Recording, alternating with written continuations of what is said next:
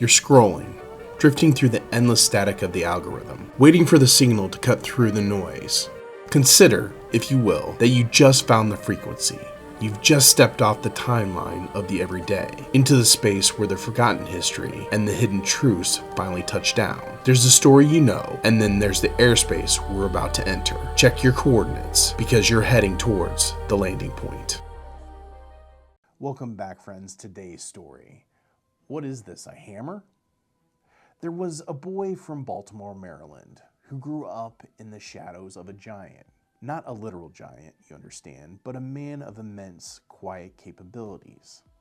The man was his grandfather, Carl.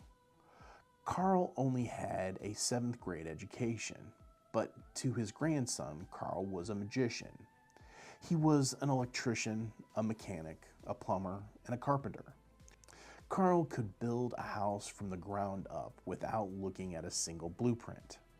The boy worshipped his grandfather and wanted nothing more than to follow in those heavy, steel-toed footsteps. But there was a problem, a rather significant problem. The boy, let's call him Michael, was missing a handy gene. No matter how hard he tried, Michael just couldn't make his hands do what the grandfather's hands did naturally. Realizing that building and fixing weren't in his future, Michael pivoted. He went to college, got a degree in communications, and decided he wanted to be an entertainer. But breaking into the business, well, that requires a union card. And getting a union card requires a union job. So what did the young man do? Did he go to Hollywood? Did he start being a stand-up comedian? No. Michael walked into an audition and joined the Baltimore Opera. That's right. For nearly a year, this young man, who had once dreamed of turning wrenches, put on heavy makeup and elaborate costumes and sang classical arias as a professional baritone. It got him his union card, but it was not exactly a career. With his union card in hand, Michael landed a gig on a brand new live television experiment called QVC Cable Network. He was assigned the graveyard shift, selling trinkets, porcelain dolls, and karaoke machines at 3 in the morning to insomniacs. Michael had the habit of, going off script. He would playfully mock the products. He would ask bizarre questions. He was fired and rehired by his own count 3 separate times.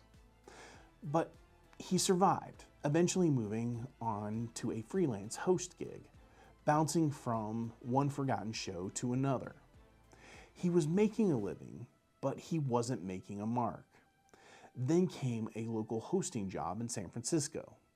It was a show called Evening Magazine. The producers wanted him to profile local inventors and entrepreneurs. But Michael remembered Carl. He remembered the grandfather with the 7th grade education who built the world around him while nobody was looking. Michael pitched a different idea. Instead of profiling executives, he wanted to profile people who kept the lights on. The people who waded into mud, the grime, and the absolute muck to do the job nobody else wanted to do. He pitched a segment called Somebody's Gotta Do It, a tribute to his grandfather. The network executives were skeptical.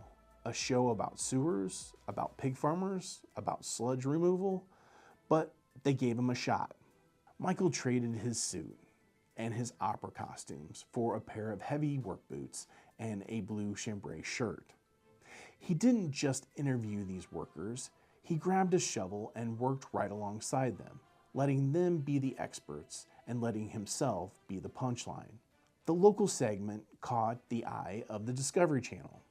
It was retooled, rebranded, and launched into millions of living rooms.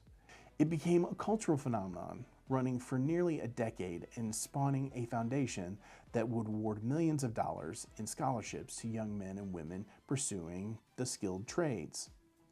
The former opera singer and late-night tinker salesman became the most famous champion of blue-collar labor in American history.